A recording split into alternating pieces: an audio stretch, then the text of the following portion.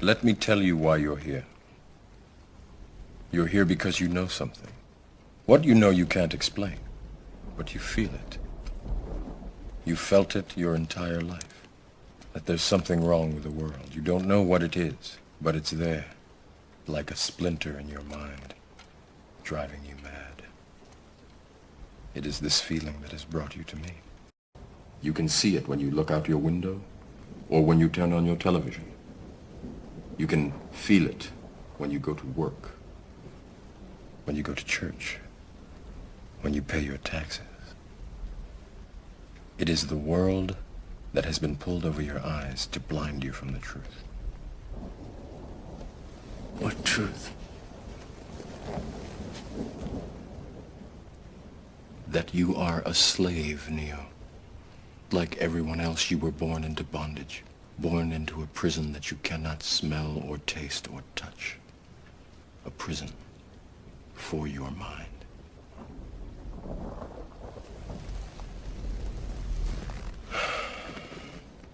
Unfortunately, no one can be told what the Matrix is. You have to see it for yourself.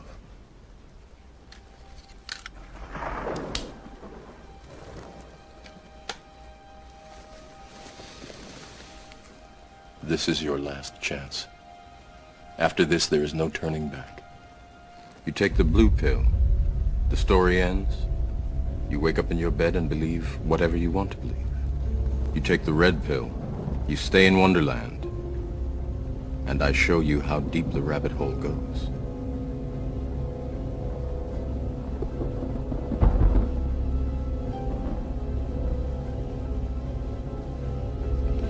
Remember, all I'm offering is the truth, nothing more.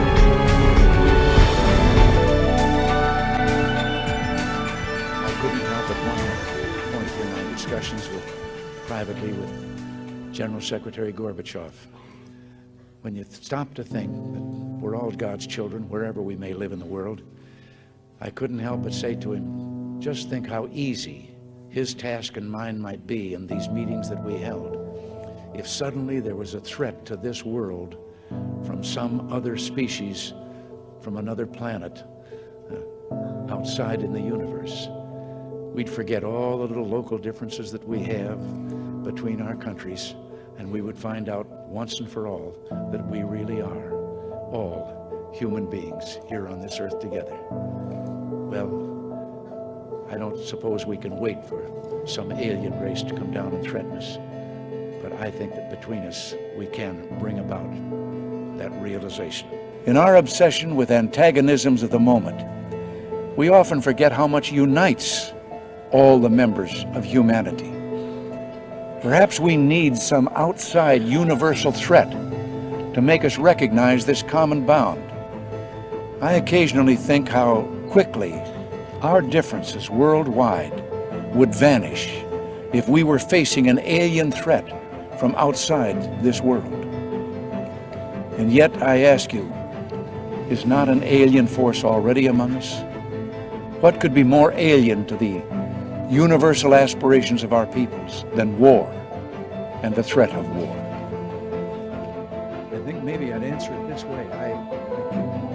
My frustration sometimes, actually, with some of the things going on in smaller countries, and there have been about 114 wars since World War II.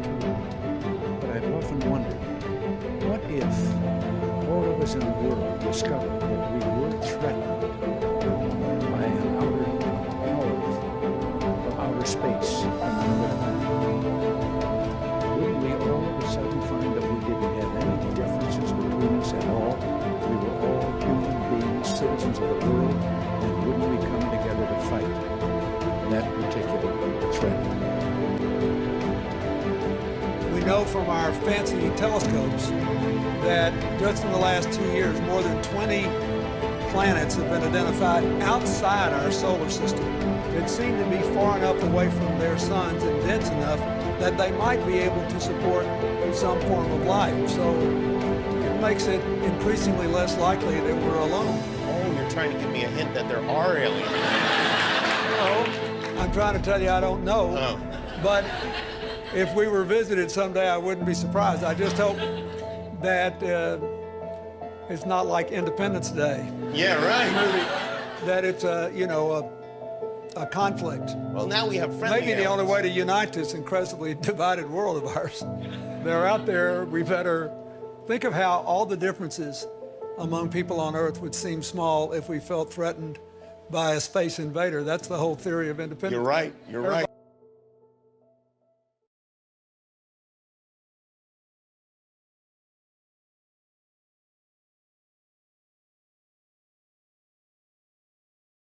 Scientists left baffled by an unexplained circular light seen hovering high over Moscow on Wednesday evening. People described seeing a wide circular formation in the sky. Scientists from all over the world are trying to figure out what caused a mysterious blue light to spiral in the sky over Norway on Wednesday. As UFO sightings go, this one was as good or as weird as it gets. Early yesterday morning, just before dawn, this appeared in the Norwegian sky. A blue light, small at first, growing into a spiral, and then disappearing into what appeared to be a black hole. Thousands of Norwegians bombarded the Meteorological Institute to ask what that light could have possibly been. Some feared it could have been a meteor, others a black hole, and there are even those that thought it could be aliens. A strange spiralling white light was spotted in the early morning sky over Sydney, with even skeptical witnesses wondering if it was a UFO. The unusual sight was recorded by hundreds of people from Victoria north to Queensland. A spiral in the sky around a bright light. A UFO in China's skies forced Zhoushan Airport to stop operations on July 7th. Outbound flights were grounded after the unidentified flying object was detected by a flight crew. For now, the UFO continues to be a mystery. Some Chinese residents are on edge this morning after another apparent UFO sighting. It's the second one in 2 weeks. The first sighting was on July 7th, and an airport had to be shut down. All right, that's a UFO if I've ever seen one. Yeah, can you identify it? That's undeniable. The airport had to be shut down after people apparently saw twinkling lights above the airport terminal. 17 flights had to be diverted. The latest sighting happened just 2 days ago, and people say they saw 4 lantern-like objects forming a diamond shape in the air, hovering in the sky for over an hour. And aviation experts say they don't know what it was.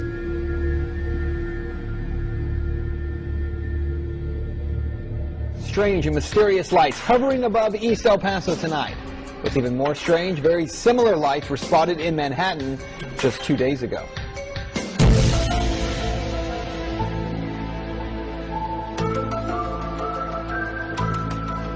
Above the skies of Northeast and East El Paso tonight, a sight that was a little more than stunning. This is what one of our photographers, Ram Moreno, caught on video. One solitary light that appears to be falling in the sky. But that light suddenly breaks apart into 2, then 3 separate lights. Those lights then just freeze in the air and begin to hover. Eventually, a 4th light can be seen. Then the lights appear to be hovering and then moving in a strange pattern. Then they all disappear. Just 2 days ago, in the sky above Manhattan, people froze on the street there as they saw these 3 lights hovering in the middle of the day. And check this out. The 3 lights are close to each other, then spread out into this triangle pattern. Now, look at the pattern side by side. This from Manhattan and the other tonight in El Paso. I gotta tell you, they do look eerily similar. People are looking up. It's because of a mystery in the sky. Is it a balloon, a UFO? Whatever it is, it sure has a lot of people talking. Eyewitness News reporter Jeff Begay is live in Chelsea where crowds have gathered. Jeff, what's this all about?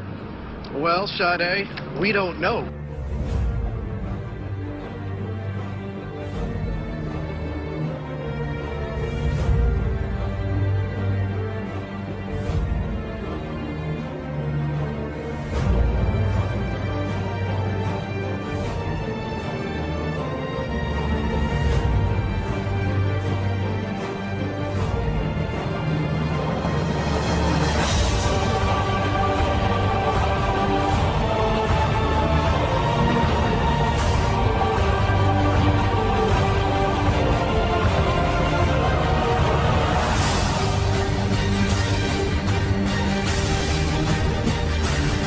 Michio Kaku is a theoretical physics professor, and back on the screen, what is it? We don't know. We are stumped. Disclosure is very close, and the American people need to prepare themselves very soon for an announcement from our government that there is, in fact, an extraterrestrial presence engaging this planet and the human race.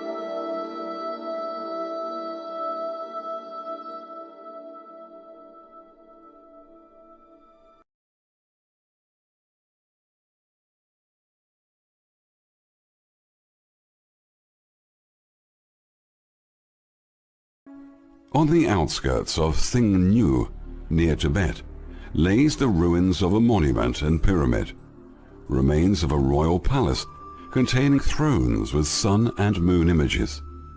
There was also a large milky white stone surrounded by exquisite drawings discovered in 1725. In 1952, a Soviet expedition arrived. The group was shown by Tibetan monks some ancient documents whose descriptions agreed with the 1725 discovery documents and described the milky white stone was brought from the moon. Could this be possible? Were we ever on the moon?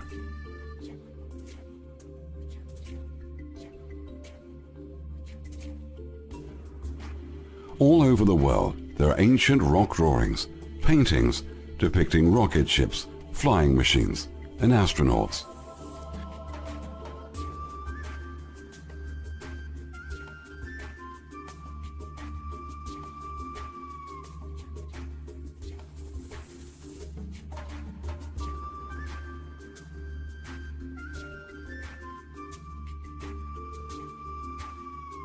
The Epic of Etana from Babylon, 4,700 years ago, supplies us with a very accurate description of the Earth's surface from progressive altitudes, descriptions which were not verified until the high-altitude flights of the 1950s and the first space shots of the 1960s. Ancient written scrolls also describe the moon, including landscapes, craters, and monuments built on the moon. This tiny golden replica of an ancient flying machine is Colombian, over 1,000 years old. It was tested in a wind tunnel. The aerodynamic styling resembles that of a modern aircraft.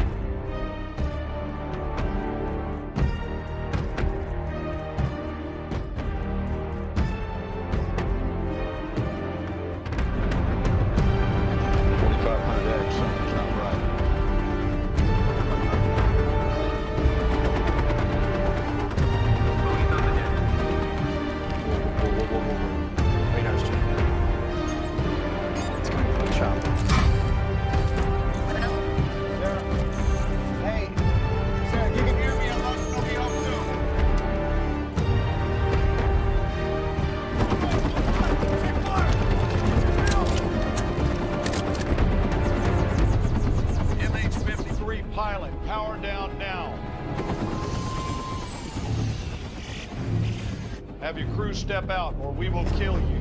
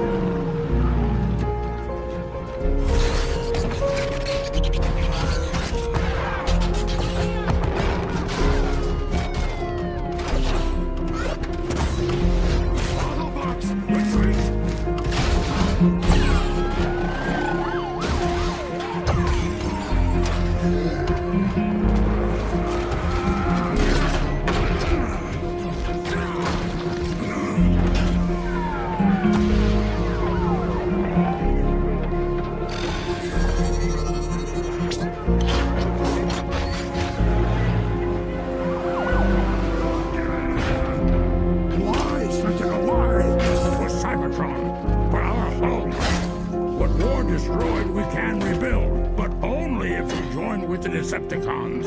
No, it's not the only way. This is our home. We must defend the humans. So lost you are, Optimus. On Cybertron we were gods. And here, they call us machines. Let the humans serve us, or perish.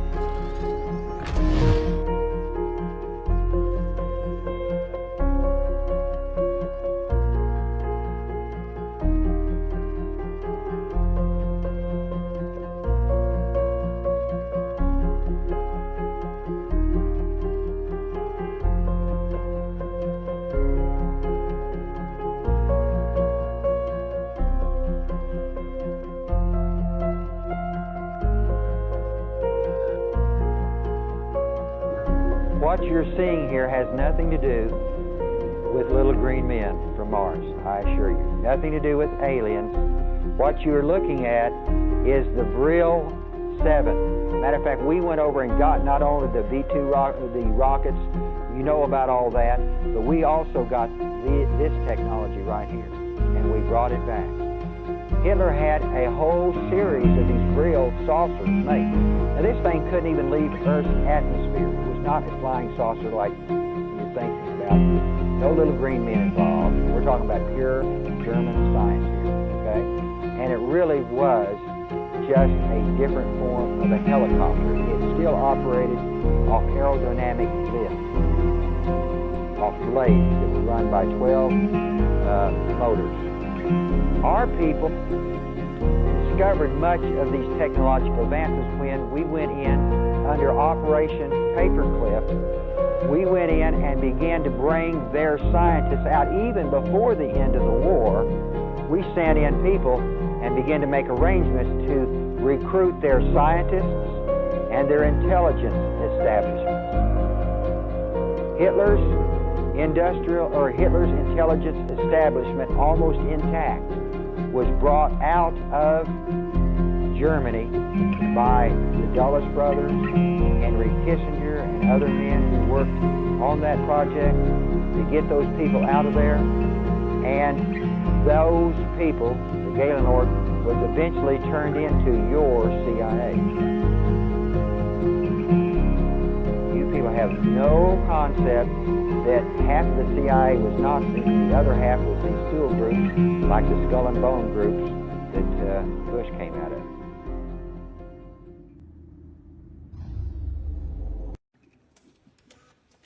Accessing archive.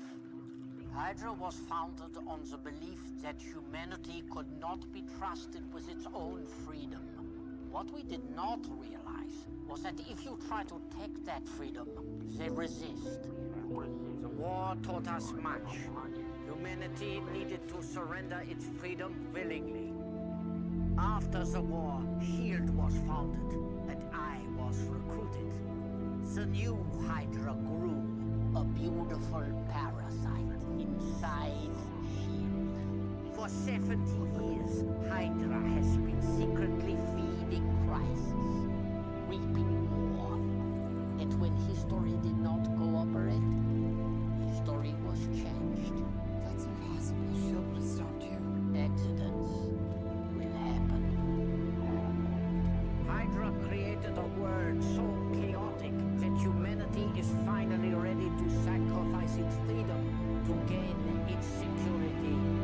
Once the purification process is complete, Hydra's new world order will arise. The one kept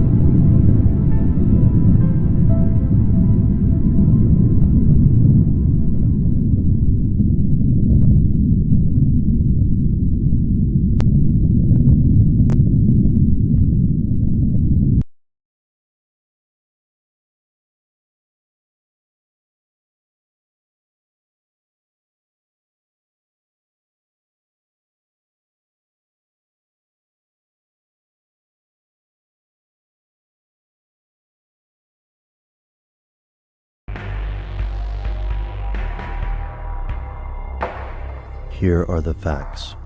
Conspiracy theorists are everywhere. Whether the topic is JFK, Roswell, or anything in between, odds are that someone won't accept the official story. And that's only the beginning. Around the globe, tens of thousands of people claim to be eyewitnesses to abductions by things like reptilian aliens, the Illuminati, or angels. The truth, these people say, can no longer be ignored. Of course, their own versions of the truth usually differ. While the mainstream typically ignores these claims, it's no secret that world governments have taken some events quite seriously. Whether they're trying to make psychic spies or track unidentified flying objects, governments have a history of trying to hunt down the truth behind the bizarre sightings and events reported each year. But some people believe these investigations are more than cover-up attempts or fringe science. They think the world governments might be planning a supernatural event of their own. Here's where it gets crazy. In his 1994 book Project Bluebeam, journalist Serge Monast writes that NASA and other government agencies have been working in secret since 1983 on something called Project Bluebeam. The purpose? To pave the way for a global government by fooling people into thinking it's the end of the world. Here's how it works according to Mr. Monast. First, the group will fake an alien invasion, convincing the world that aliens are planning to take over major cities across the globe. Second, religious populations will be treated to a rapture or fulfillment of their religion's prophecies. This will all be a sham, conducted through the use of large-scale holograms and microchips hidden within most modern electronics. Once the various nations of the world topple under the massive civic unrest and panic, the New World Order will assert itself and the people of the world, desperate for any sort of authority, will accept its rule. Mr. Monast doesn't stop there. He also believes that NASA will use low-frequency electromagnetic waves to communicate telepathically, and that the New World Order will phase out cash. And he's not the only one who believes this. Skeptics have several issues with this conspiracy theory. First and foremost, what type of technology would be needed to inundate the world with realistic visions of aliens and messiahs? How could this technology be manufactured in secret? Second, could governments across the world really cooperate and coordinate closely enough to pull off this massive con? Most importantly, where's the evidence? Extraordinary claims require extraordinary proof after all. We do know that the US government briefly entertained the idea of using a hologram in Iraq. US Air Force planners brainstorming on the best way to achieve a bloodless coup in Iraq proposed creating a giant hologram that would appear to be Allah, commanding Iraqis to overthrow Saddam Hussein. This plan was never implemented. So where does this leave Project Bluebeam? Without hard evidence, skeptics dismiss Bluebeam as a crackpot theory. Would Mr. Monast have written a new book with this much-needed proof to validate his claims? We will never know. He died in 1996. The official cause of death was listed as a heart attack. Just as the world braced for a close encounter with a large asteroid named DA-14, Russia experienced a meteor shower just hours before the asteroid whizzed safely past Earth at the unprecedented distance of 17,200 miles. Mainstream news are claiming that this meteor shower is part of the debris field. Traveling at 33,000 miles per hour, the fragments reportedly fell near the town of Satka, like a scene from the Armageddon movie. Clips showing a trail appearing across the sky, before a blinding bright object appears. This followed a loud boom, whose shockwave injured 1,200 people including 200 children and damaged thousands of homes. Windows were smashed and buildings were devastated, including the 6,000 square feet roof of a zinc factory, as some residents feared doomsday had arrived. The main chunk of the meteor fell into a frozen lake, creating a huge hole in the ice. The emergencies minister stressed that no meteorite fragments had been discovered anywhere in the region so far, despite some 20,000 rescuers and recovery workers being dispatched to the region on Friday. 6 divers who searched its waters for 3 hours on Saturday were able to finding nothing but mud and silt. Space experts worldwide are divided on whether the meteor is connected to today's flyby of asteroid DA-14. The European Space Agency put out a message on its official Twitter account claiming that the meteor shower was not debris from the DA-14 asteroid. Dr. Stephen Lowry, planetary scientist at the University of Kent, doubted the connection but remarked that the meteorite shower was an incredible coincidence. Mark Ford of the British and Irish Meteorite Society was quoted as saying, "If I had to bet, I would say it's not related." According to a Press TV article, a member of Russian parliament says the recent meteor strike in the Ural Mountains was in reality the result of secret testing of new weapons by the US. He also stated that the US Secretary of State, John Kerry, wanted to warn Russia's Foreign Minister, Lavrov, on Monday about a provocation against Russia, but was on a trip out of town.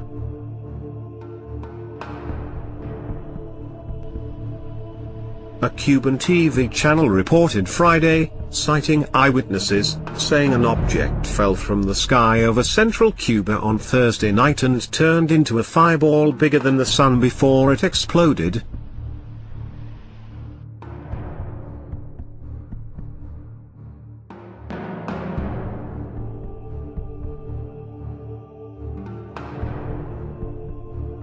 American aerospace executive Dr. Carol Rosein worked in the 1970s with Dr. Wernher von Braun, the German rocket scientist, who was employed by NASA after the Second World War. She said that he told her when he knew he was dying of cancer that there was a plan to introduce a series of fake enemies to justify the weaponization of space. They would be, in order, the Soviet Union, terrorists, third world country crazies, countries of concern in current parlance, asteroids, and the last one would be a threat of an alien invasion. Von Braun told her not to believe any of this when it happened because it would all be a lie and a hoax.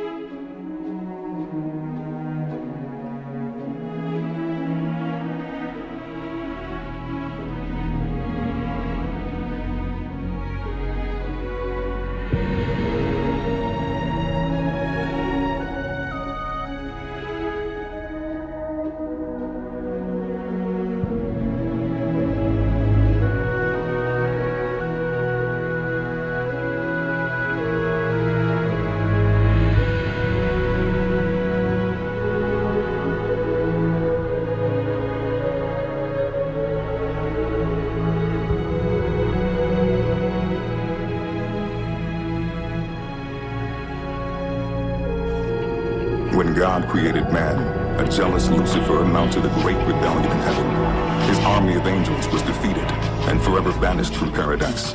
These angels, the fallen, abandoned Lucifer, choosing to live on earth among the pleasures of humans. They took mortal wives and fathered abominations, children called Nephilim. They have the powers of angels, but the souls of men.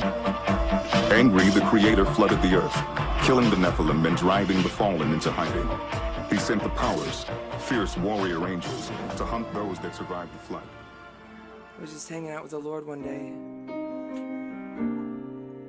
and I said, Lord, I want to be a part of your army. And I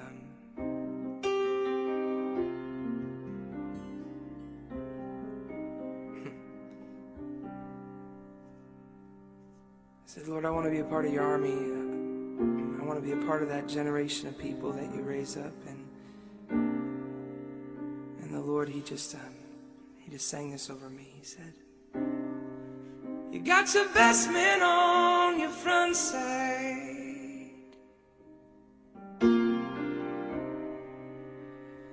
always show your best side.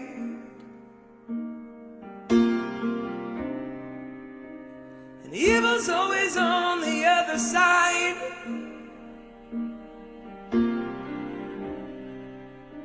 You say this is your strategy.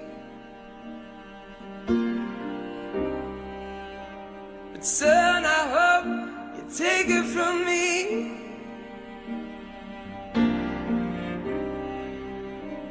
You look just like your enemy. You're full of pride.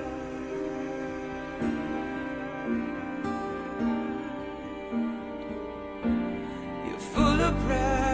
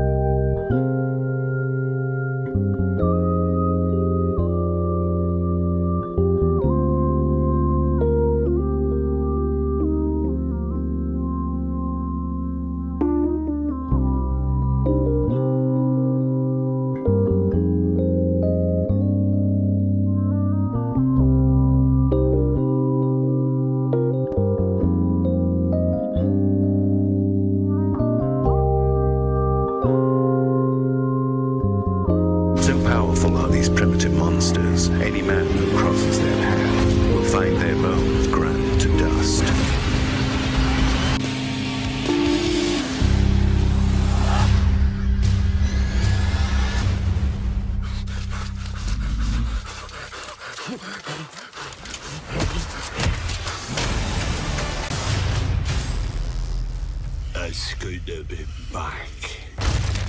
Three, five, four, four.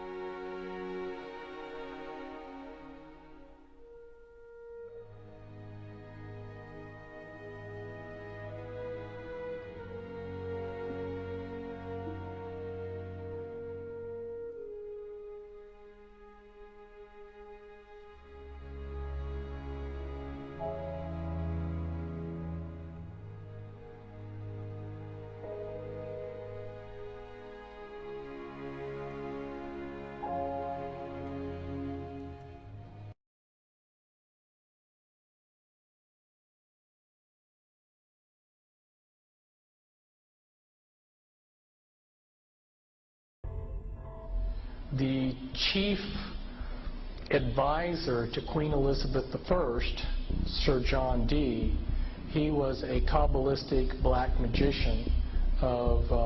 He had gone to the continent and learned from the top Jewish Kabbalists black magic, and he was the chief advisor in the British Empire, and he created Enochian magic and the Enochian language, which the Illuminati, which are hiding behind the Jehovah's Witness headquarters, they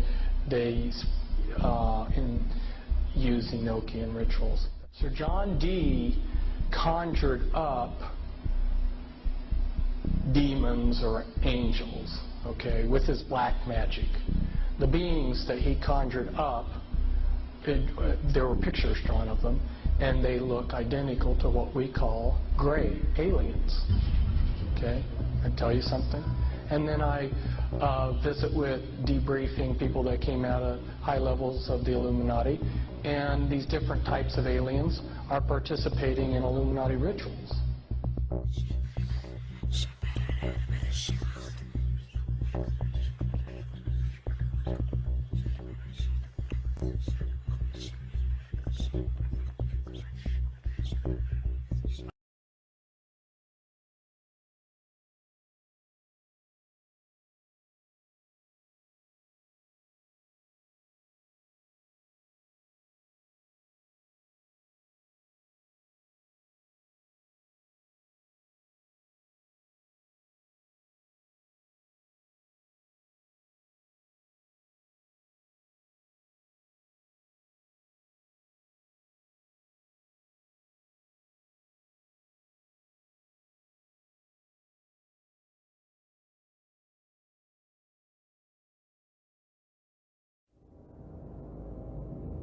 Interesting is that there was a huge satanic ritual that was performed on the very spot where Area 51 happened by this Jack Parsons, and in which they had this magical ceremony called Babylon Working, and it was designed by Aleister Crowley, who was a Satanist who called himself the B666.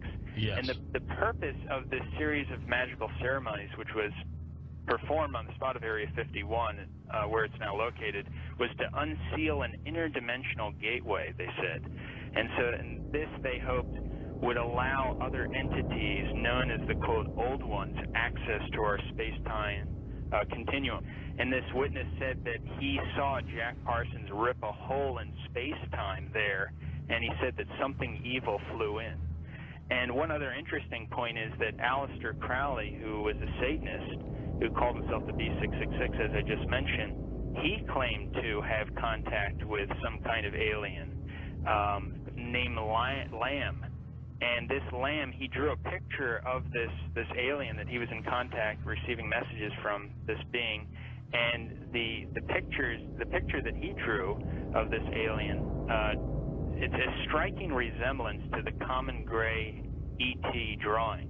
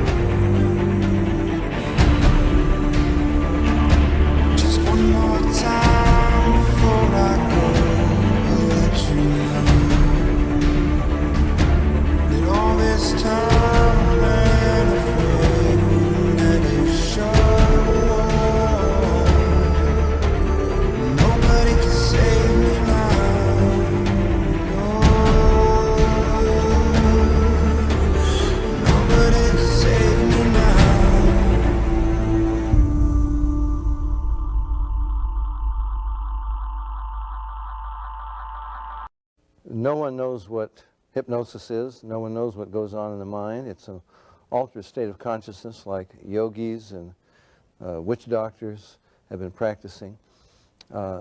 It loosens the normal connection between your spirit and your brain. And of course, if the hypnotist can control you, make all kinds of suggestions, make you think things are happening that are not happening, make you think you have powers that you don't, experiences that you haven't, even implant memories. Other beings, if there are other minds out there, they could also do the same thing. Sir John Eccles, Nobel Prize winner for his research on the brain, describes the brain as, quote, a machine that a ghost can operate, unquote. What he means by that is your spirit operates your brain in a normal state of consciousness. In an altered state, reached under yoga, TM, hypnosis, you have loosened the normal connection between your spirit and your brain, and that allows another spirit, other entities, other minds to interpose themselves and begin to tick off the neurons in your brain, create a universe of illusion. I believe that it's demonic. I think all of the evidence indicates this. You can literally hypnotize a person, tell them that there's a cat in their lap, they will see it, they will hear it, purr, they will pet it and feel it. It's not physically there. You tell the cat to scratch them, you know, and bring them out of it. There are scratch marks on their cheek. A non-physical object, under the right conditions, can leave physical evidence. I think it's demonic. It's a spiritual power of some kind for which there is no physical explanation. You can't explain it with the laws of chemistry and physics as we know it. John Keel is a world-renowned expert on UFOs and has written numerous books and articles on the subject. A self-described agnostic, he made this statement. Thousands of books have been written on the subject of demonology, which is the ancient and scholarly study of monsters and demons. The manifestations and occurrences described in this literature are identical to the UFO phenomenon. Victims of demonic possession suffer from the same medical and emotional symptoms as the UFO contactees. But with the stuff that we do know, we know that UFOs are real, that the phenomena is burgeoning, it's increasing, it's not going away. We know that the abduction phenomena is real. We know, and I've held these in my hand, that there are implants put in people that have carbon nanotubes in them, that these implants have a secretion around them, which prevents the host from expunging the implant. We know that these implants give out a frequency, which are 316 gigahertz, which we now believe is a computer. They're giving out a clock rate of 316 gigahertz. That's 100 times faster than the fastest computer we have on the planet, which operates around 3.5 gigahertz. What are we looking at? When I asked Dr. Roger Lear, who's a surgeon who has removed 17 of these implants from people who have claimed to have been abducted, here's the physical proof, okay? What are these things doing? They're changing the host's DNA.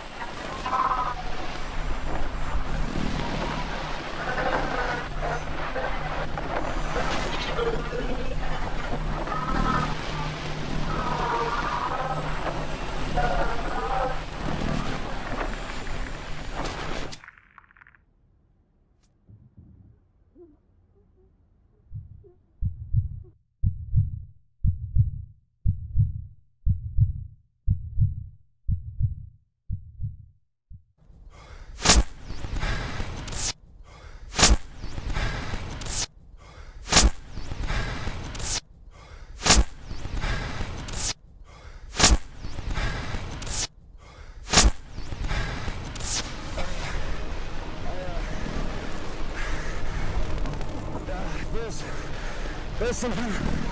Oh my God. There's something with a flying machine over the tower.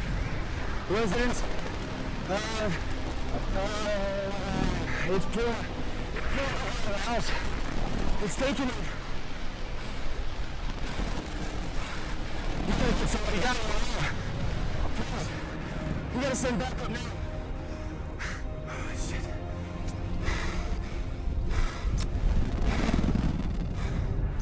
Oh my God. Oh God. Oh God.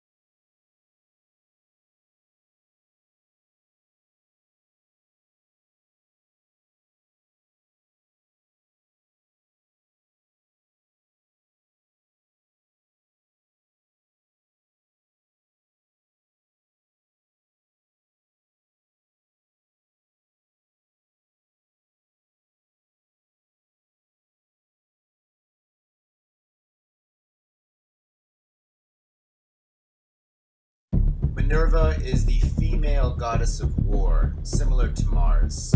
She was also the virgin goddess of poetry, medicine, wisdom, commerce, crafts, magic, and inventor of music, according to the Roman pantheon. She was also the goddess of weaving, thus explaining the Bohemian Grove's logo. She is often depicted with her sacred creature, an owl, which symbolizes her ties to wisdom and secrecy. Minerva was the daughter of Jupiter. She was worshipped throughout Italy, though only in Rome did she take on the warlike character shared by Athena. Here we have the actual Canaanite god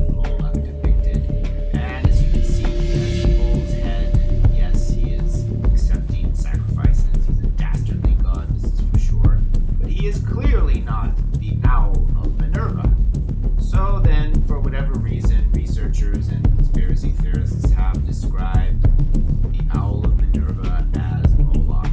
Probably the confusion has come from the fact that at the Bohemian Groves ritual, the Owl of Minerva has a bonfire in front of it where a symbolic sacrifice is occurring, which is very similar to the circumstances surrounding Canaanite god Moloch. However, symbolically, this is just not the case. We have here an owl, not a bull. So, however distasteful you might find the Bohemian Groves ritual, I think it is in all of our best interest, if we want to understand this group of people, to at least understand their symbolism for what it is, and not make it into something that it isn't. However, it is clear that the elites feel they are engaged in some kind of occultic ritual which might imbue on them the powers of this goddess Minerva and her mysterious owl. And yes, by making a sacrifice to this Owl of Minerva, they are attempting to gain superiority of some kind over their competition and have one leg up on all of us. This may seem an absurd notion to most sane people. However, just because something seems absurd to us does not mean that other people do not take it very seriously. It is probably worth noting that infamous occultist Aleister Crowley and his OTO organization have dedicated to the Owl of Minerva. So perhaps Crowley was inspired by the Bohemian Grove to create his own simpler ritual. One must also note that the use of the goddess Minerva imagery is also present on the Congressional Medal of Honor, various military organizations, including the Minerva Center, a military organization for women. So that includes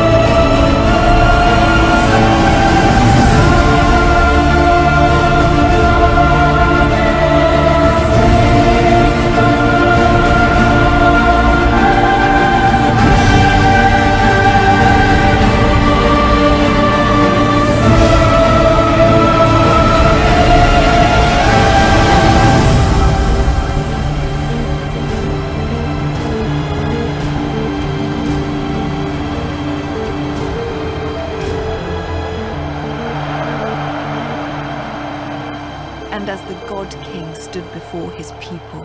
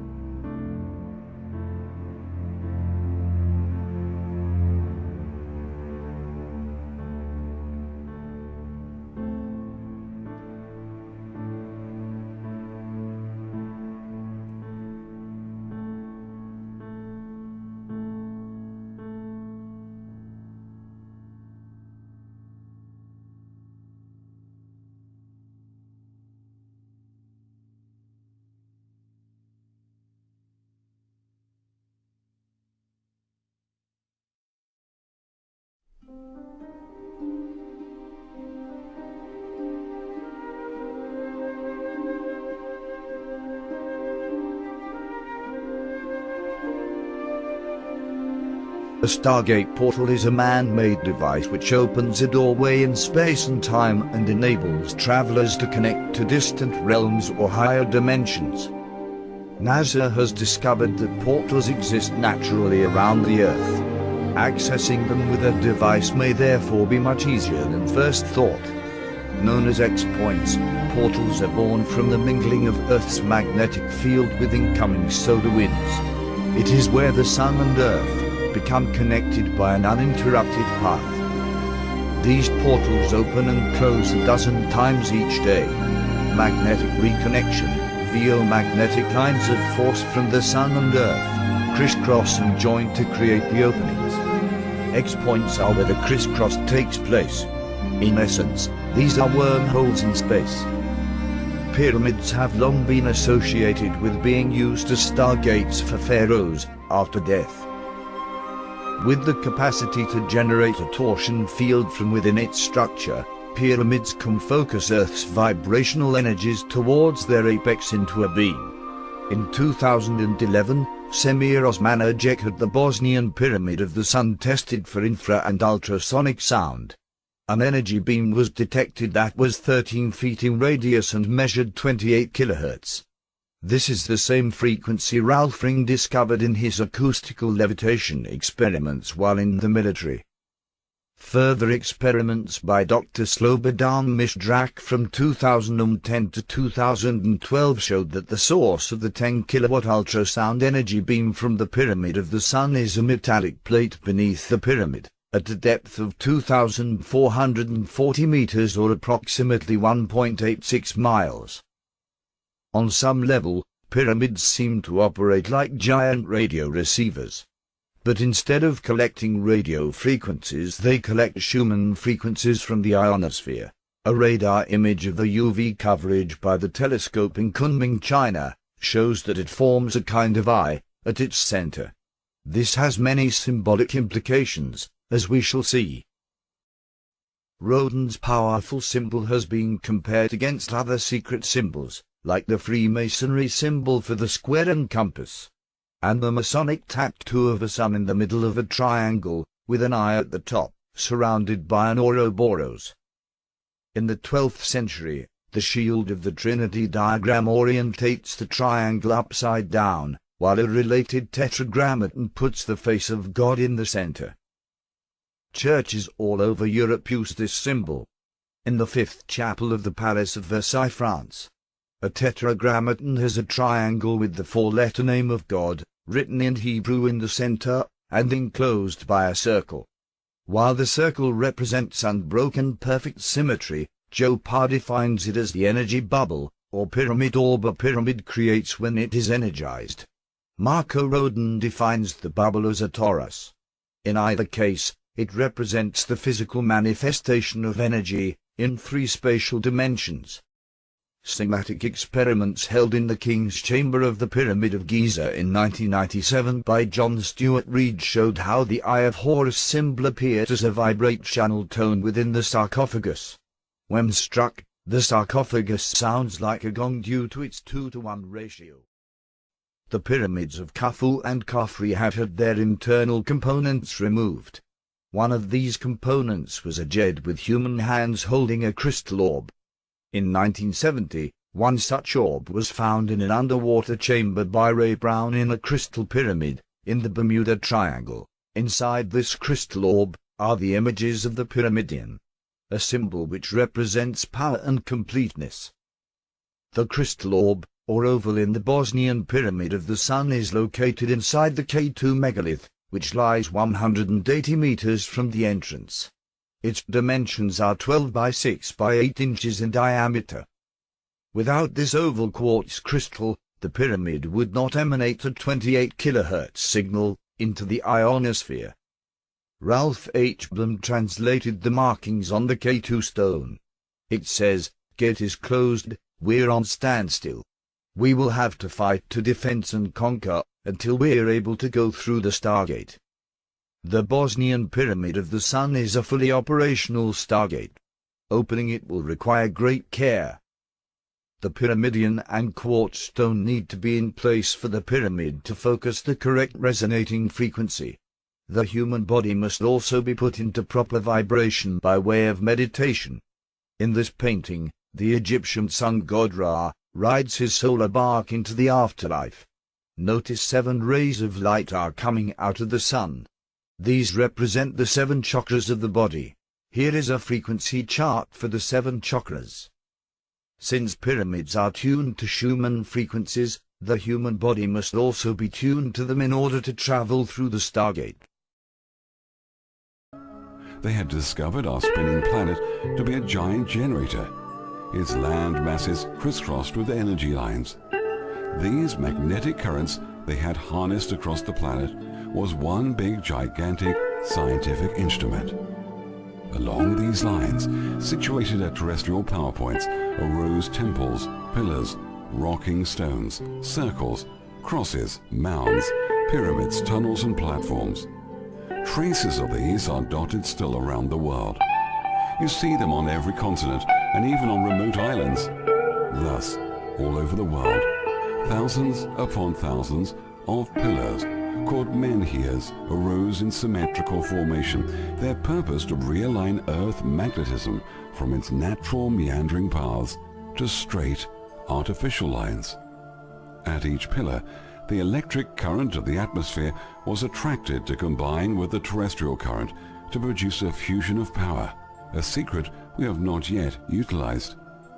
Interestingly, the standing stones were all rich in quartz, a crystal similar to that used with the cat's whiskers in early radio receivers. Modern experiments have shown that cosmic influences do affect magnetic currents at the Earth's surface, and that at certain seasons rocks become charged with energy, which they release into the soil, stimulating seed germination and vegetable growth. Green tomatoes placed within a magnetic field have been shown to ripen 4 to 6 times faster. Seeds placed in the current grow many times faster. We have the technology to make the soils rich and fertile without chemicals. The energy lines will also harness for propulsion and also for transport. The old elite cabal want to hang on to the oil, even though the combustion engine is a 100-year-old technology. Another use of the network was power production and communication. Healing also resulted from this energy system. Millions of taxpayers' money was spent to fence Stonehenge in the UK to keep the public out during the summer solstice, whilst the elite members would participate in a healing and energy ritual. The big pharmaceutical mafia would just love that. Earlier pyramids were not built as tombs significantly. They were part of the worldwide network. For starters, 85 survive in Egypt, at least 4 in France, 1 radioactive, and in Bermuda 1 that is submerged.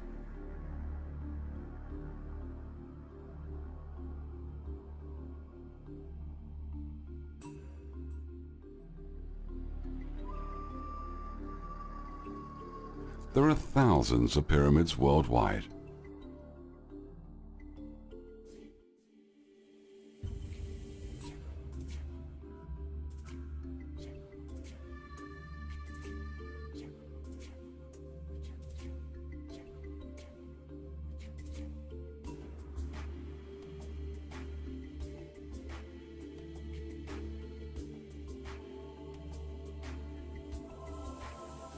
This implies that a single authority was directing a united world effort, a world order.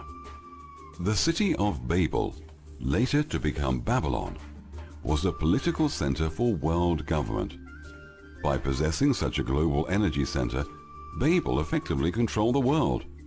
The egotistic founders of Babylon grew more and more wicked and mad until they thought in their hearts they were some sort of gods themselves. This quote from an ancient scripture. The arrogance of Babel became a scandal. Wars had started at some parts of the world and civil disobedience began. Through the ages, the elite have been manipulating the real history of the planet by destroying all the great libraries of the world and looting the real antiques of value and knowledge. they started to install the alien agenda so people would think the past was erected by aliens or reptilians. The alien agenda is the biggest deception to hide true agendas, as we will soon see. They destroyed the real schools of knowledge, and now what remains is nothing but a useless brainwashing tool to turn everyone into tax-paying zombies that suit the fabricated Illuminati society as based on slavery, debt, and sexual deprivation.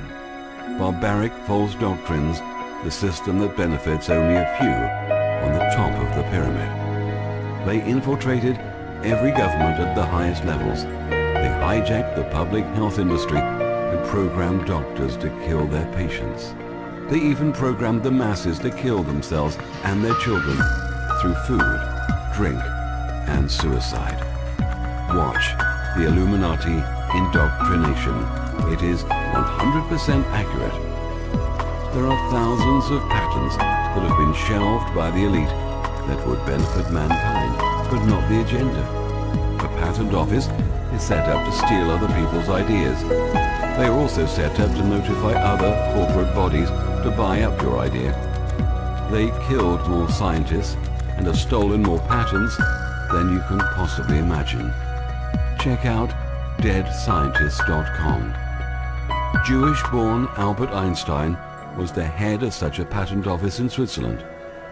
They turned him into a famous scientist out of thin air and gave him creditability out of mathematical and scientific formulas straight out of the hidden archives. Remember, the Illuminati is a broad spectrum title given to anyone who is illuminated into occult knowledge. These Cabal bloodlines are known by the title Moriah, Conquering Wind, the Family, and the Enlightened Ones. The Olympians, or the Circle, is a secretive title which is given to the members who have participated in the highest degree ritual known as the 360th degree full circle ritual. Freemasons run the governments of the world and strive to erect landmark buildings, monuments and national parks, etc., as strategic symbols of their influence and to instill the validity of the three-dimensional realm. Not only as symbolic power, these structures act as direct subliminal hypnotic suggestion. Their agenda, unknown to them, uses the flawed system of number and language rituals to build order out of chaos. They relentlessly build and construct the modern-day cities on behalf of the Illuminati elitist families, who in turn are simply illusions themselves, working within and in accordance to the Luciferian agenda of three-dimensional constructions, sincerely believing they are fulfilling the will of God and literally building His kingdom on earth. For thousands of years, spiritual information was kept secret. Priests and priestesses of various religions or cults would give their lives to keep the rest of the world from knowing about one of their secret documents or a piece of spiritual knowledge, making sure it remained secret. Some of the spiritual groups and secret societies around the world had their secret information. Then suddenly, in the mid-60s, the veil of secrecy was lifted. In unison, almost all the spiritual groups of the world opened their archives at the same moment in history. You can browse through books in your neighborhood bookstore and see information that has been sealed and guarded for thousands of years. Why? Why now? To bring changes to the world and to bring a slight balance of changes, otherwise the negativity will destroy even the elite themselves. Nuclear war fear-mongering. In 1979, when I was walking home from school, the postman was shouting that we were about to have a nuclear war. I ran home in shock and fear, but it turned out to be a false alarm. A training tape that simulated all the signals of a massive Soviet first strike had mistakenly been loaded into a computer at the U.S. Strategic Air Command's Cheyenne Mountain Control Center in Colorado. Movie after movie about nuclear wars, terrorists carrying nuclear bombs, was lurking in the back of everyone's minds. In the 90s, I came across a remarkable man named Bruce Cathy. He could accurately predict the time and place of an atomic weapons test. He also confirmed that a nuclear device cannot be detonated at any time or at any place. The device is based on the geometrics of space and time. The one secret that trumps all others.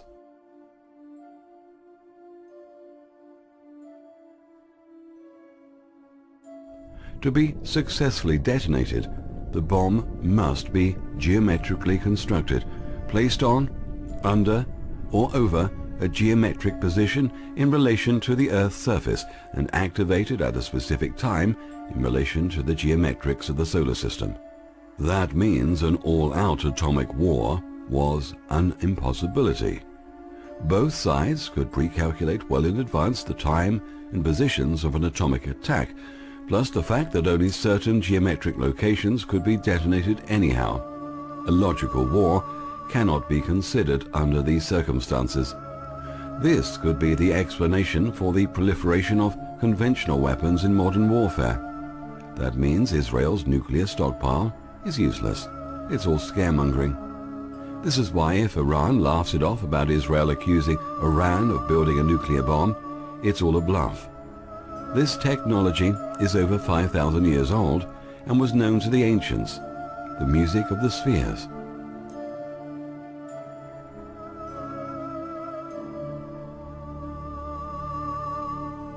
They have more devastating advanced technology at their disposal, so why stick to the old fear-mongering of nuclear bombs? The answer is simple. Can you guess?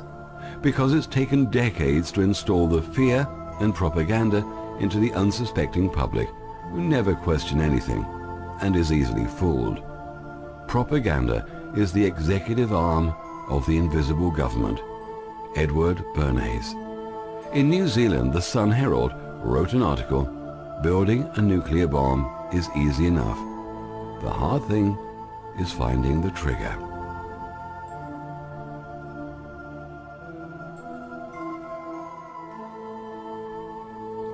What do you mean the governments are lying to us? Do you mean the books in universities are based on lies? Can they bribe everyone, suppress whole universities, and get away with it? The answer is yes. Stick your PhDs where the sun don't shine.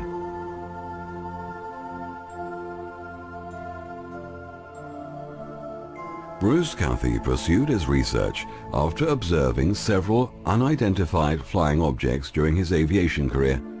He formed theories considering the geometric structure of the universe and the nature of time based on harmonic principles. Much of his work was deliberately suppressed by the establishment. I flew to New Zealand to meet Bruce after a lecture he gave in a tent. He told me that the secret government tried to bribe him with $1 million to keep this information under wraps. He refused. This was verified in his books. He also told me that the secret government has already cracked the 9th dimension in the late 1970s. Also, the Beam Me Up Scotty transfer technology was almost complete.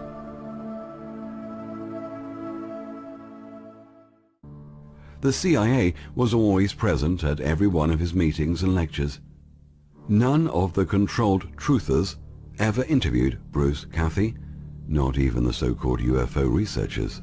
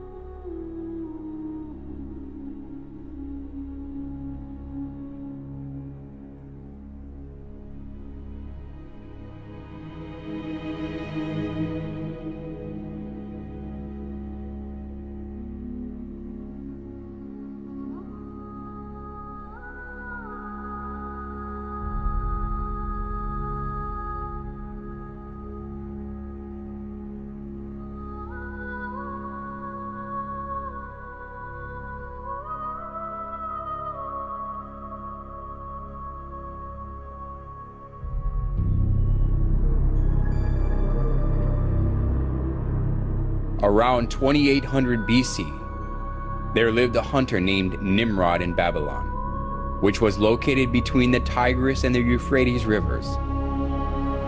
Whenever wild animals threatened the people, he protected them with his power.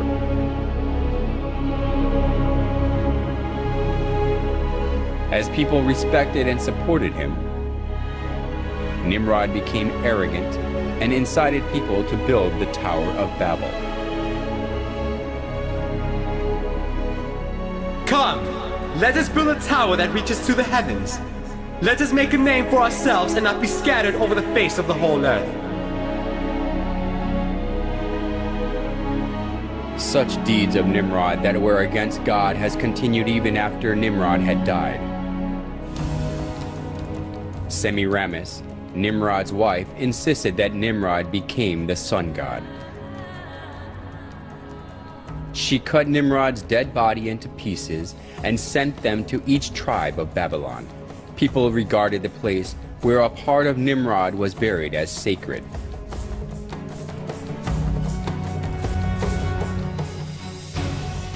She also claimed that Nimrod was reincarnated as her son. The sun god Nimrod was reincarnated as my son Tammuz. He who believes and follows Tammuz follows Nimrod. As Semiramis ruled over Babylon in place of her young son Tammuz, she maneuvered people into worshiping her. Monuments of Semiramis carrying her child Tammuz in her arms were set up all over Babylon, along with various images symbolizing the sun god. The sun worship and the mother-child worship, which was a scheme devised by Semiramis, put down roots as a religion of Babylon.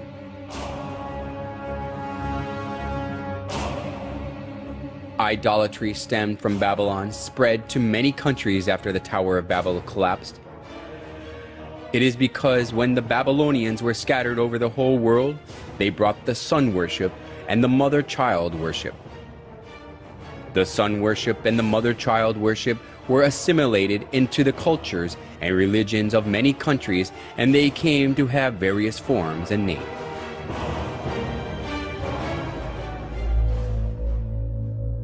Nimrod, the sun god, was known as Mithra in Persia, Sol in Rome, Ra or Horus in Egypt, and Apollo in Greece.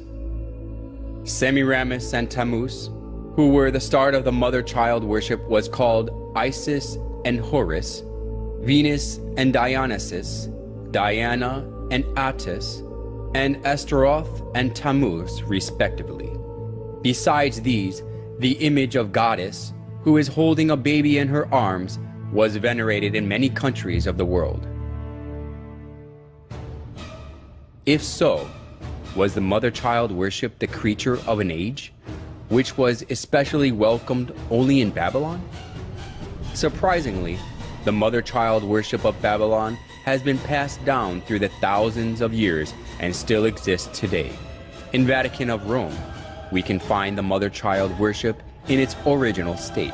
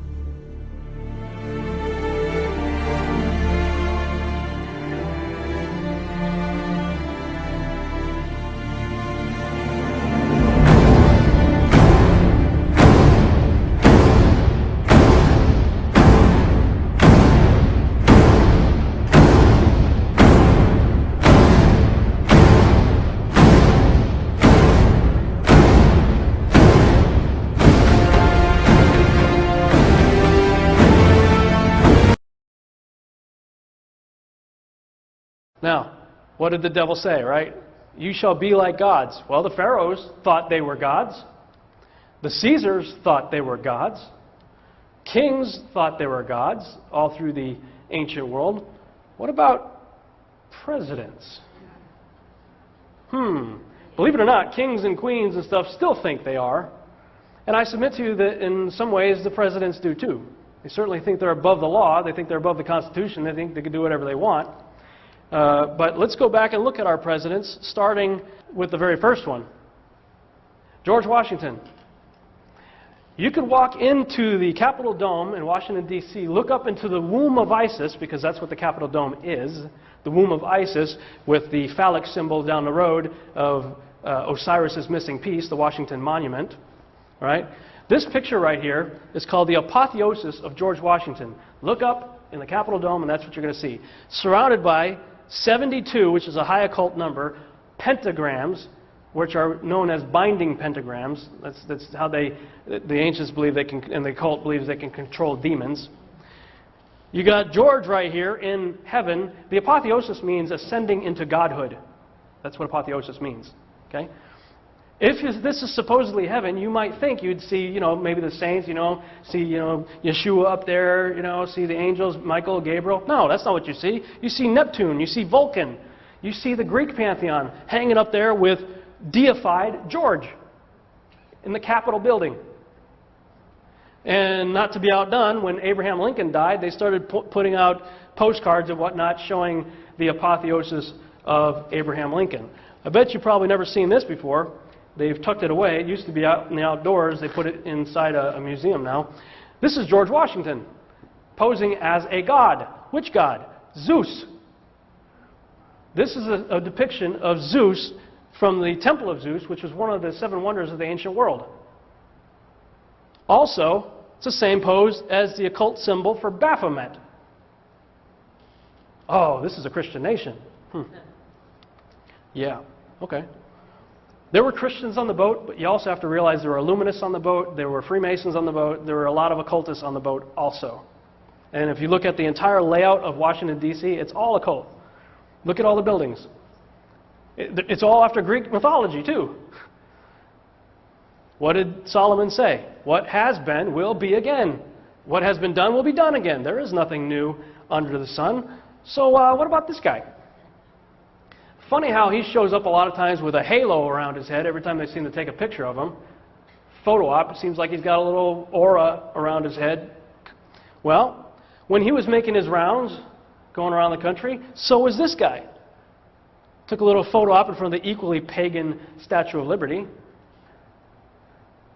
This is Anubis. Anubis was the god of the underworld until Osiris came down there and usurped his rulership. Osiris became the god of the underworld, and then he started working for Osiris. But he was the god in charge of mummification. Nimrod was the first to be mummified. Why? Because of the Ankh. They expect him to resurrect. That's what all of the pyramids and all that was all about. Resurrection, mummification, preservation of the dead. He was in charge of that. He was in charge of the preservation of the dead. He was also in charge of when you came to Hades, he would quiz you to see which direction to send you in. Obama's making his tour around the country. This guy's going around the country with him. He parks in the Denver International Airport, which is an extremely occult facility. It'll take too much to talk about that. But when he was in Germany, he was fascinated by, this is the seat of Satan that was mentioned in Revelation chapter 2, that was the altar of Zeus. Was in Pergamum, Turkey, moved it to the Berlin Museum just prior to World War II. Hitler loved it. Guess what? Obama loved it too. So much so that he made a replica of it for his acceptance speech in Denver, Colorado. Obama gave his acceptance speech in front of a replica of the seat of Satan. In Denver, Colorado, besides Anubis. While he was in Egypt in 2009, all the vendors in Cairo had made these metal plaques to sell, calling Obama the new Tutankhamun of the world. Tutankhamun was the son of Akhenaten. Akhenaten was a very strange character indeed, but one of the things Akhenaten did was he got rid of all the gods of Egypt and instituted a monotheistic system of worship of one god in Egypt. His son, King Tut, comes along, undoes everything his dad created, And his son was the one that brought back the worship of the old gods. Obama, the new King Tut of the world. Could it be that he's going to be the one that brings back the worship of the old gods? I don't know, just putting it out there. He goes out to Norway, the man of peace, right? Goes for a Nobel Peace Prize. What the heck did the guy do? Nobody even knew he existed a few years ago. Goes to Norway for a Nobel Peace Prize, and while he's doing that, this thing shows up in the sky. Later they said it was a failed missile. Does that look like a failed missile to you? Come on. That's like the weather balloons back in the 50s. You know, every UFO was a weather balloon. Now it's failed missiles.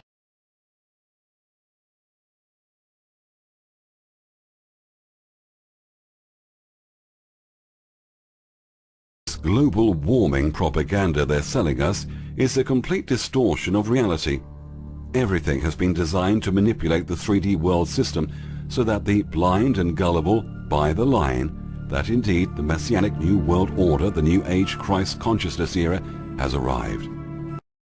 Everyone needs to be told the truth, but only a few will act upon it. You, and only you, can change this scenario right around by just knowing what's going on and questioning your reality. Right now, without sounding rude, at least 98% of people are walking around in a trance with their heads buried in the sand. Deep inside, every human in the world knows something's not right, but doesn't know exactly what it is, or choose to ignore it. Maybe it will go away. It won't. Unless you apply change. Now, if you were fast asleep, in the middle of the worst, sadistically insane-driven nightmare ever experienced, wouldn't you wish that someone came along to wake you up? The human race is in a hypnotic trance every bit as much as any subject in a hypnotist stage show. Even more so, in fact, because the stooge on the stage only has one hypnotist working on him for a short time. In everyday life, we are all being bombarded with thousands of hypnotic implants.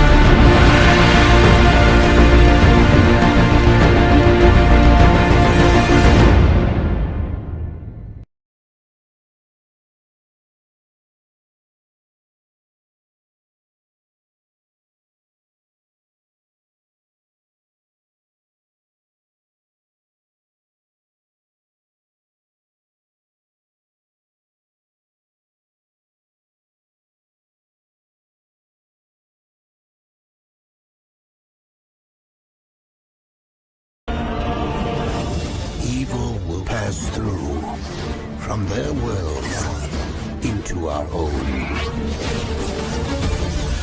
These are mad times we live in, mad!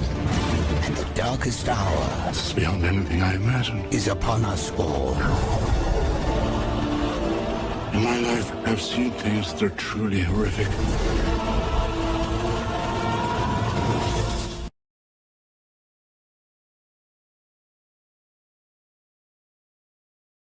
Peru, pre-Incan, the visible, invisible bridge. A city in the Andes was protected by a rocky defile which could only be crossed by a bridge. Constructed of ionized matter, this pre-Incan bridge was made to appear and disappear at will. Of course, all solid objects have a vibration frequency within the range perceptible to the human eye. Some scientists consider that it might be possible to alter the vibration frequency into vibrations outside the visible range. In October 1943, secret experiments allegedly took place from the Philadelphia Naval Yard, in which an electromagnetic force field was created and a ship of the US Navy, fully crewed, was made to disappear. In other words, ship and crew became totally invisible. Pulsating energy fields produced an electronic camouflage. The explanation can probably be found in Einstein's unified field theory. Despite detailed evidence as to names, places, and times, the event is still officially denied. Yet, significantly, since then the great powers have developed infrared cannons, sensitive not only to the visible shape of objects, but also to their thermal radiation, indicating that they seriously consider the possibility of war between invisible combatants.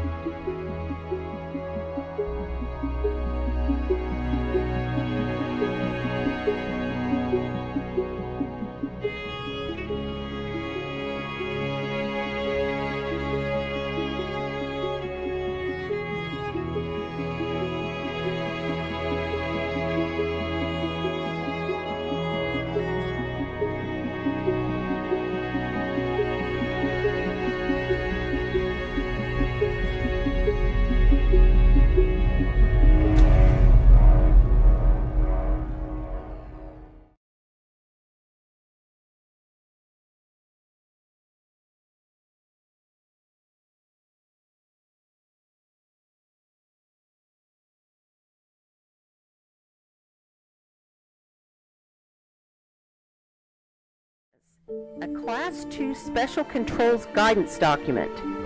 Implantable Radio Frequency Transponder System for Patient Identification and Health Information. If you don't already know, the RFID chip can hold your medical, financial, and criminal records, including all your personal data, which is why the government is gathering all of our personal data from phone calls, emails, and social networks.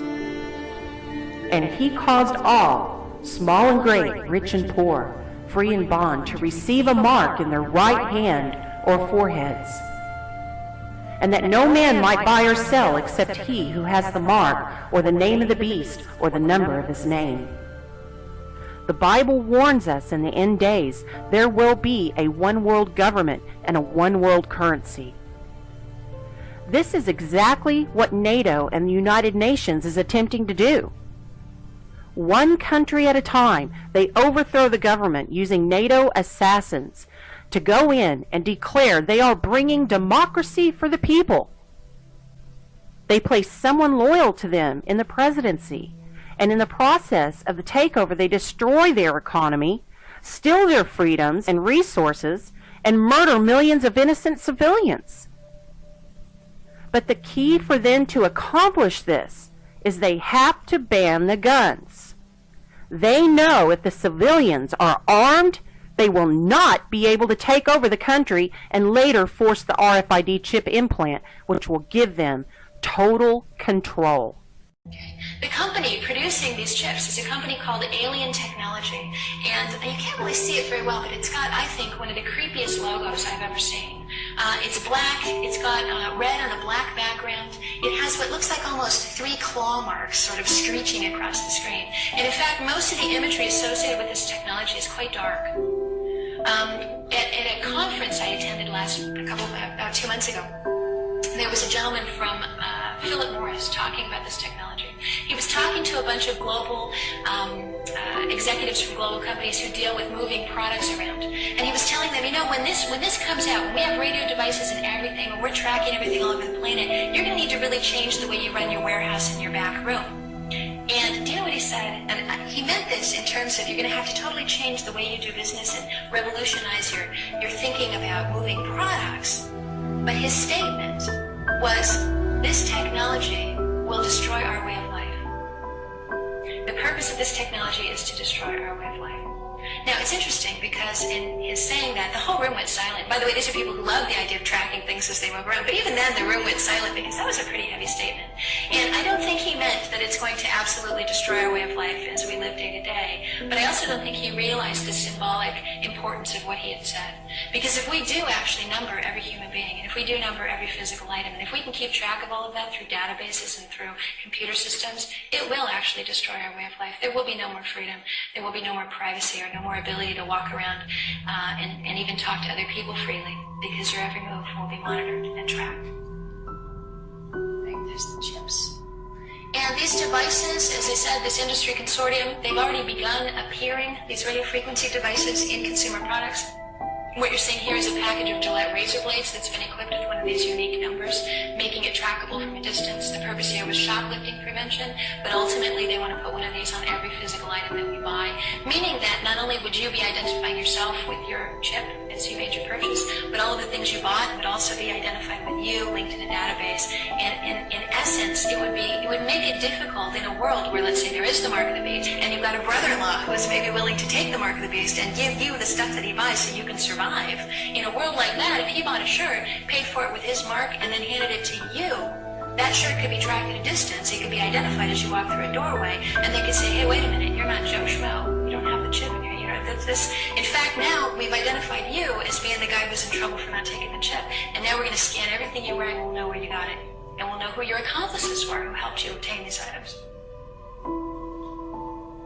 Massive push right now in industry and in retail to do that. It's called oneness. And in fact, this is from the Retail Systems 2003 in Chicago, creating oneness among systems, supply chain, and business. And the idea is that everything will be standardized.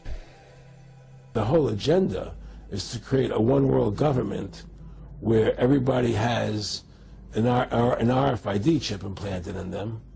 All money is to be in those chips, right? There'll be no more cash. And this is giving me straight from Rockefeller himself. This is what they want to accomplish. And all money will be in your chips.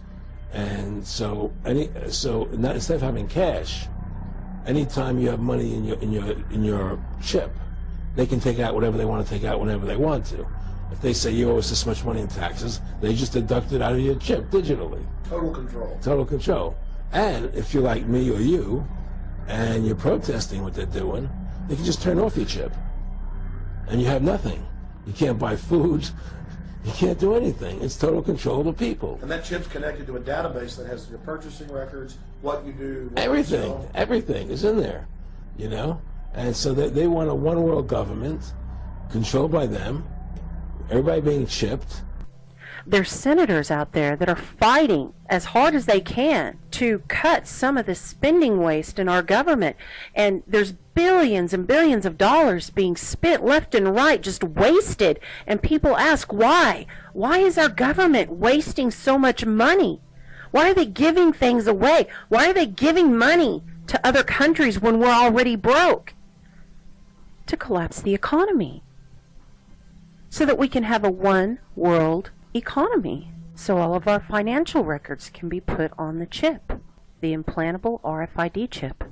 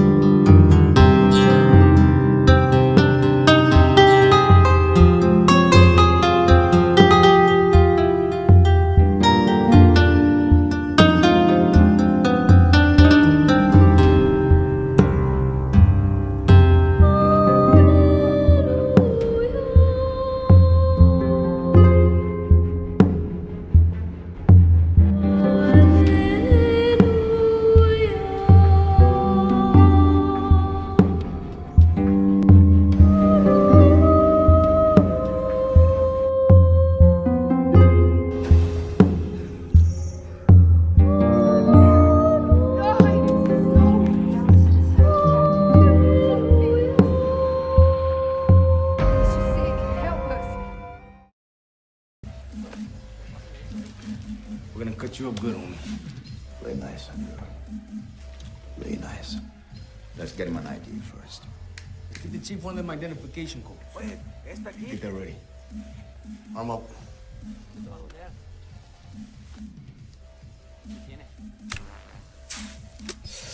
Merge it with the DNA. Now you fit in, like you were born there.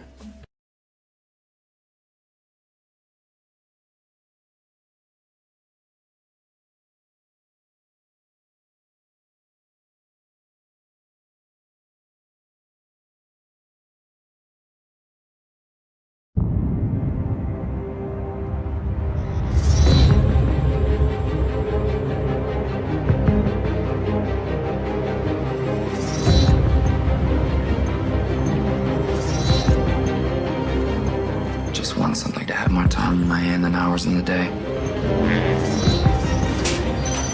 Where's the rest? Never met the quota. My units are up from last week. So is the quota. 2 hours. It's always been an hour. Now it's 2. Price went up. It's a 2-hour walk. I have an hour and a half. Then you better run.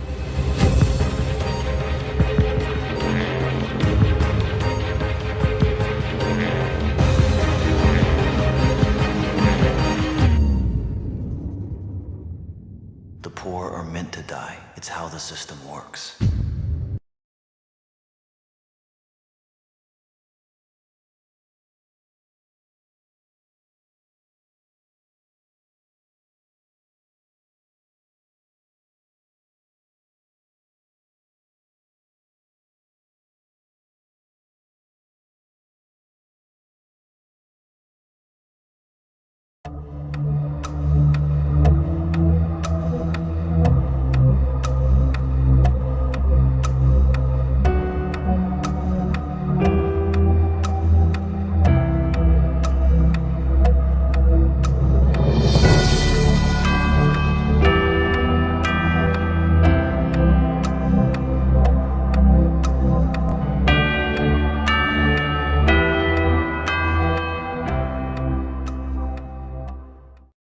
Actually, the U.S. Department of Homeland Security put this out, and Janet Napolitano put it out. If you guys haven't seen this, it's been out for a while. But basically here, they paint a right-wing extremist as a Christian, as a patriot, as a veteran, somebody who believes in end times prophecy, and these particular things. Let me just show you a few quotes on this document.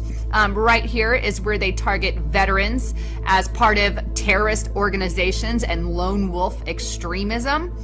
Also, if we scroll down just a little bit, here is where it targets Christianity. Historically, domestic right-wing extremists have feared, predicted, and anticipated a cataclysmic economic collapse in the U.S. So if you believe that the economy will collapse at some point, you are, quote-unquote, a terrorist. Prominent anti-government conspiracy theories have included aspects of an impending economic collapse to intensify fear and paranoia among like-minded individuals. That's because our economy is on the brink, and economists are saying this, but they want to keep it under the wraps.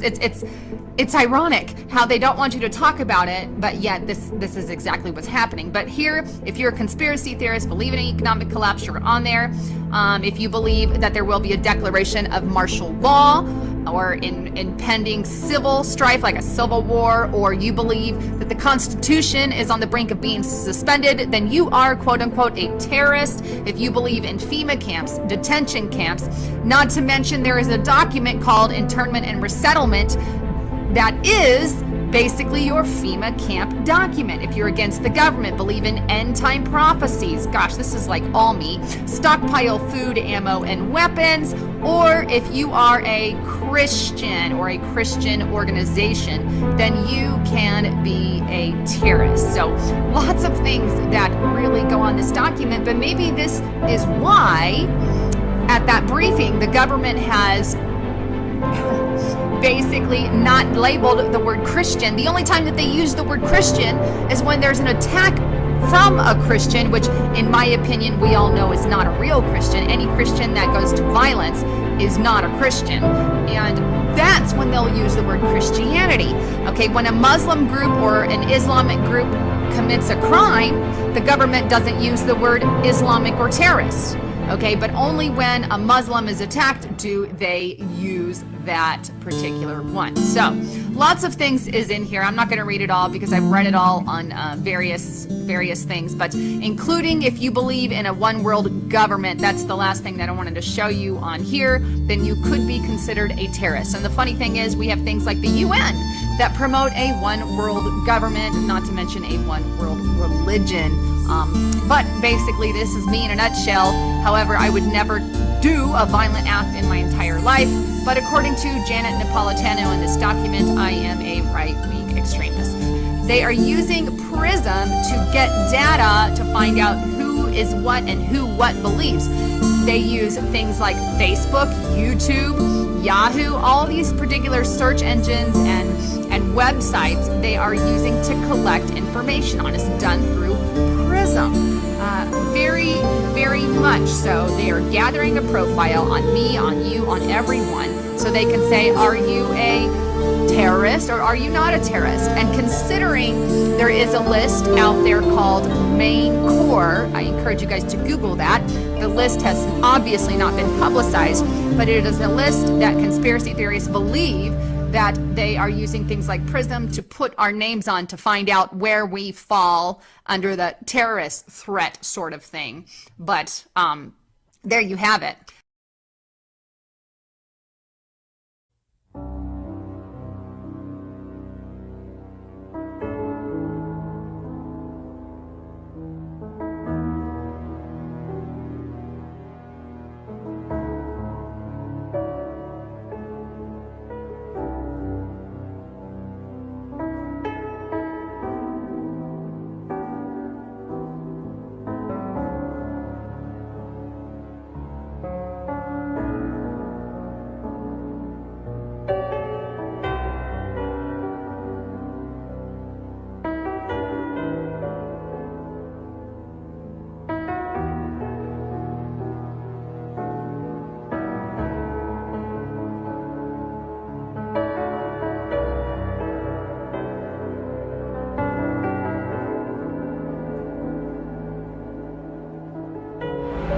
son.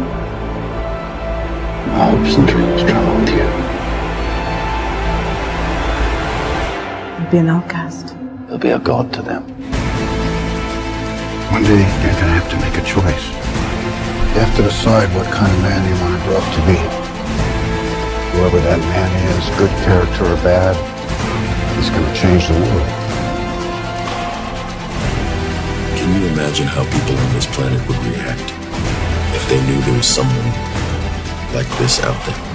You will give the people of Earth an ideal to strive towards. In time, they will join you in the sun.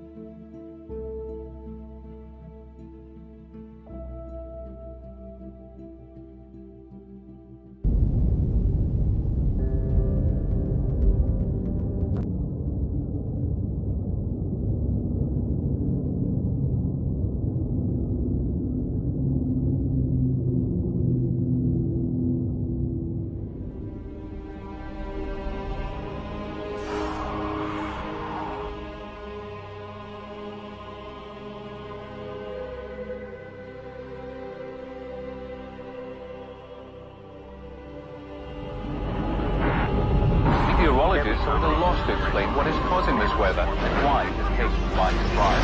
That sudden drop in temperature just half an hour ago. Mexican officials closed the border in the light of so many years. Microscopic tag being planted in a person's body to track his every movement. You will rule on that, mark my words. A chip in everybody would be the universal monetary system par excellence, because there'd be no escape from it.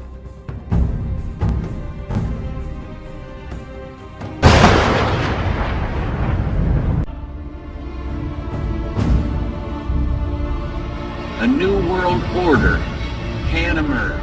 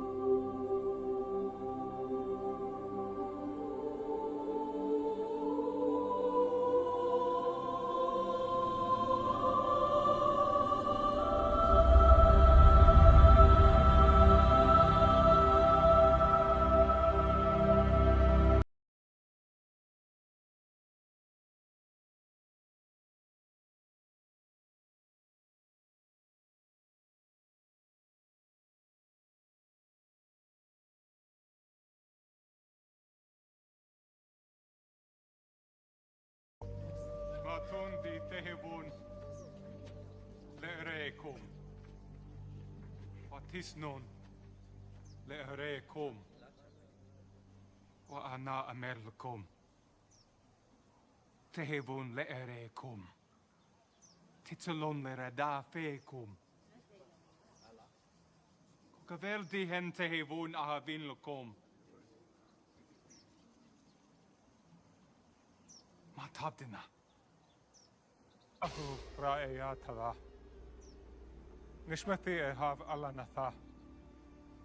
Enashla lakeach nishmati mini. Lahen eheva mini ana. Ethai bayadai lemehava. Wa bayadai metav milkacha. Nami naba.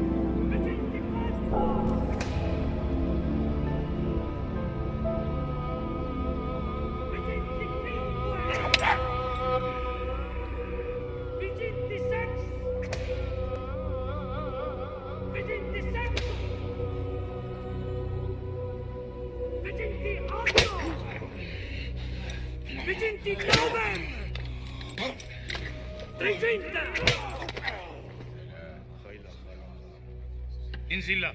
301! 302! Satis.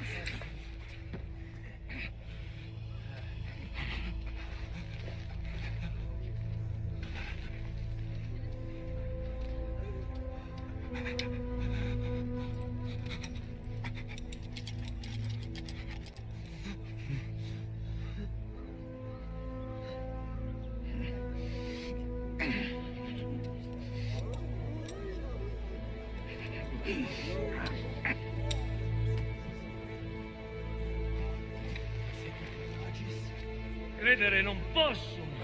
Resistenza sua incredibilis! Forza nel placet, no?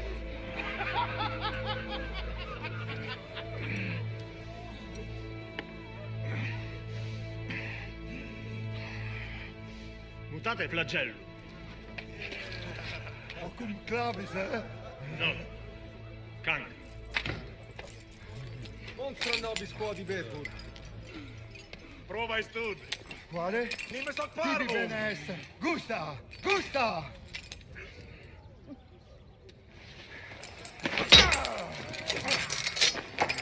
Quid facis? Schifamento la magna! Hey!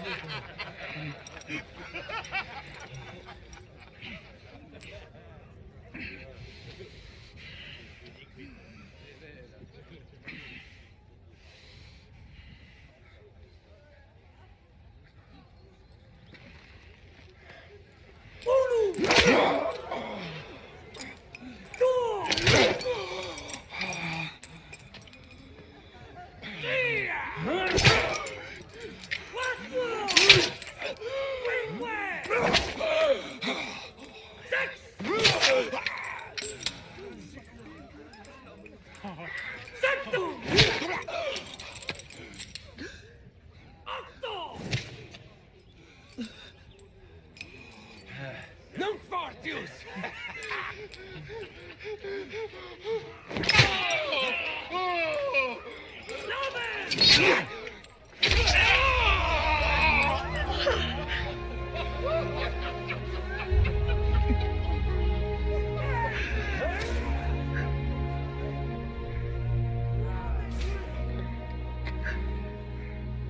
That he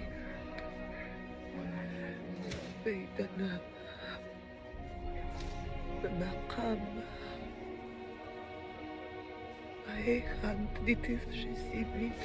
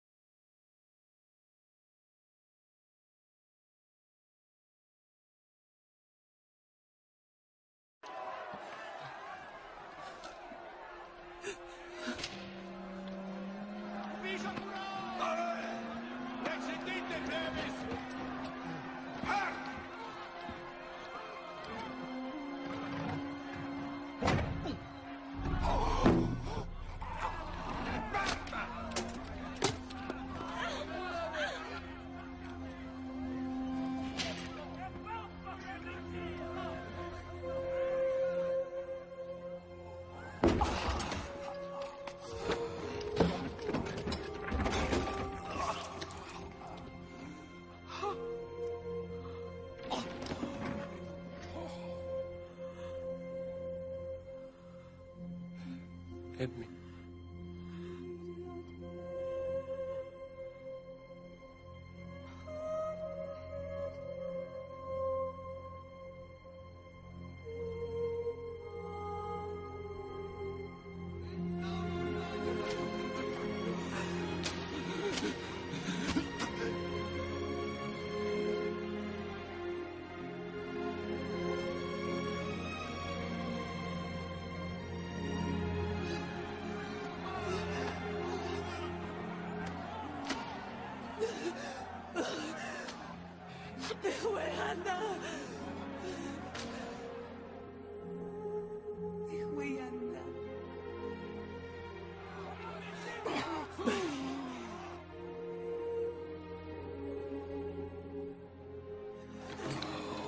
You and me will punish.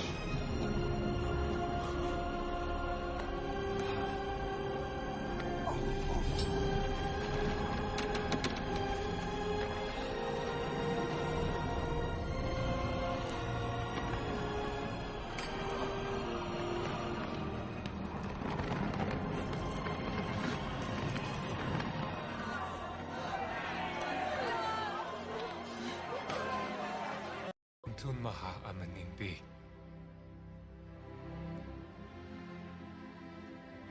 Matindaun die hue ana arth. Koste. Chaya. Laite na shalaba lehin biati. Kabilule wa okulu. Tinau kishmi. Dilukomi hiv.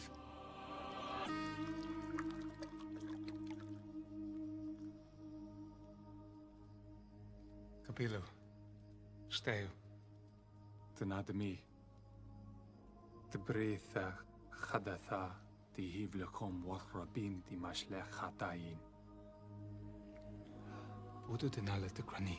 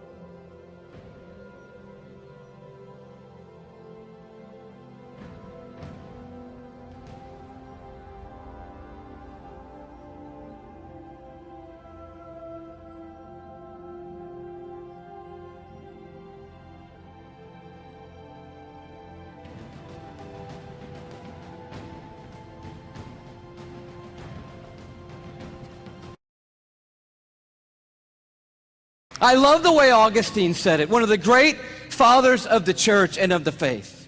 He just nailed it when he said it like this. Men go abroad to wonder at the height of mountains, the huge waves of the sea, the long course of rivers, the vast compass of the ocean, the circular motion of the stars, but they pass by themselves and they don't even notice. In the womb, miracles happening every moment. Here you are at 5 months in the womb. You remember those days? Those were the good old days. And just miracles happening every second. Let me tell you about one. You are fearfully and wonderfully made. And the God of the heavens is the one who fashioned you together. And he knows your name tonight. And he knows every single thing there is to know about you. And he's made you a promise that for those who trust in him, he will literally hold them in his hand and carry them all the days of their life. This Psalm 33 that talks about a star-breathing God turns an interesting corner. It says, for he spoke and it came to be. He commanded and it stood fast. That's power and awe. But now it gets very personal. From heaven the Lord looks down and sees all mankind. From his dwelling place he watches all who live on earth. He who forms the hearts of them all and is intimately acquainted with everything they do. And then he goes even further. And he says, the eyes of the Lord are on those who fear him, on those who hope in his unfailing love. And here comes this promise, to deliver them from death and to keep them alive in famine. And that is the promise tonight, because this building and our world is filled with hurting people, with lives that are spinning out of control, with pain that we didn't ask for or could never imagine. And God is making a promise to us tonight. He's saying, I am a universe maker and I am a heart former, but I'm also big enough to be intimately acquainted with all the circumstances of every one of your lives. And I promise you, no matter what comes in this lifetime, no matter how difficult the road or how dark the night, I will hold on to you, and I will literally hold you together and carry you through any and every circumstance that ever comes your way, any moment on this planet. It's the promise of God. And you say, well, man, that sounds good, but how do I know that's true in my life right now, Louis? I mean, that's really what we want to know tonight. And I'll tell you how you can know tonight that God will always hold you together no matter what. It's by looking a little deeper into the human body, and it's a little protein molecule called laminin. Yeah, that's about what I felt the first time I heard that. Here is a scientific diagram of the laminin cell adhesion molecule that's holding your body together right now, okay? This is what I found right here.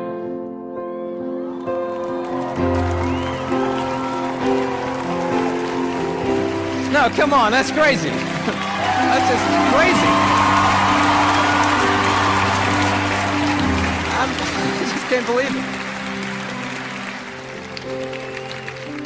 I'm like, how crazy is that?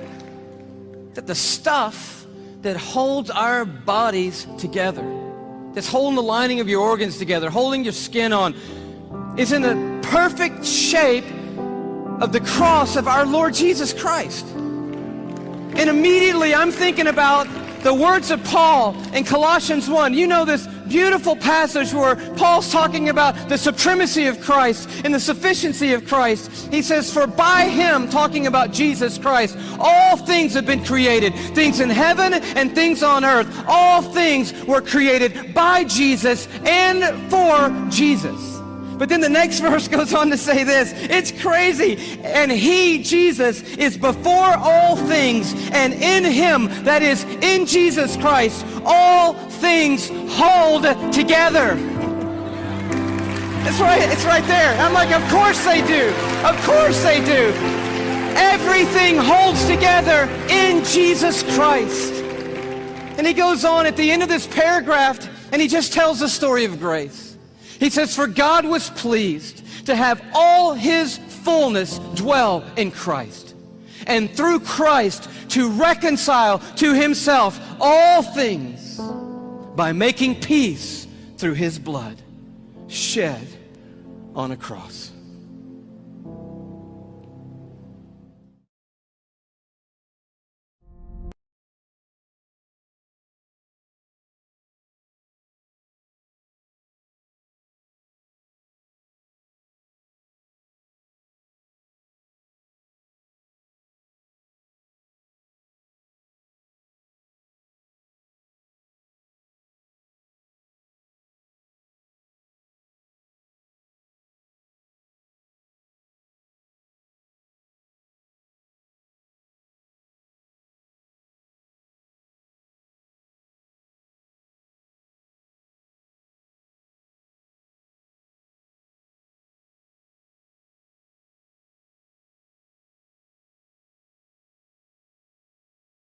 Don't start nothing, it won't be nothing. You wanna start something, it's gonna be something. You wanna start something, it's gonna be something. Yo, don't start nothing, it won't be nothing. Don't start nothing, it won't be nothing. You wanna start something, it's gonna be something. You wanna start something, it's gonna be something. Yo, yo.